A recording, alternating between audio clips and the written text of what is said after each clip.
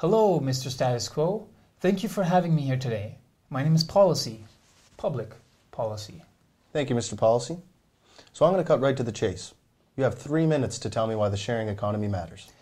It matters because the demand for services is on the rise, and there's no labor protection for workers providing these services. Companies such as Uber classify workers as independent contractors rather than as employees. This means that these companies don't have to assume responsibility for the driver's vehicle maintenance costs or the driver's behavior. This makes it highly lucrative for these kinds of companies to operate, and this is why governments need to act. So why should governments act right now? Because it's a pressing public policy issue. All throughout Canada, from Toronto to Montreal to Ottawa, we're seeing taxi strikes that are shutting down traffic in the downtown core and at the airports. And just recently in Toronto, there was a hunger strike that happened.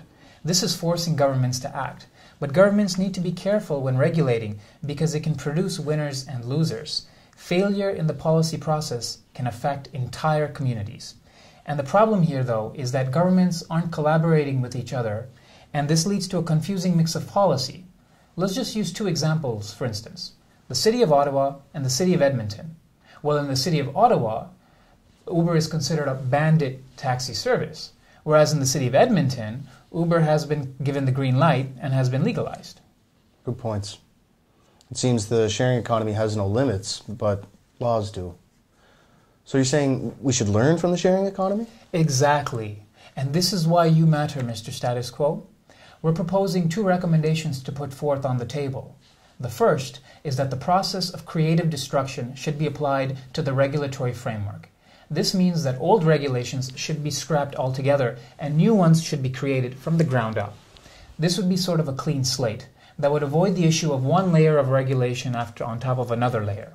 In addition, regulations would then be flexible and responsive enough to keep up with the pace of technological change, not just for today, but for tomorrow as well. The other recommendation that we put forth is that governments should collaborate together in radically different ways. This can be accomplished through a regulatory foresight task force that consists of elected officials from the various different levels of government.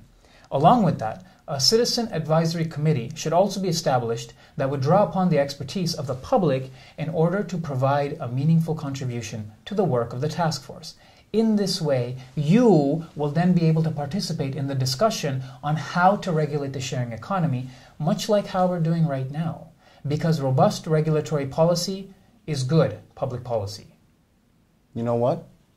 I think it's time for change, Mr. Policy. I agree, Mr. Status Quo. I agree.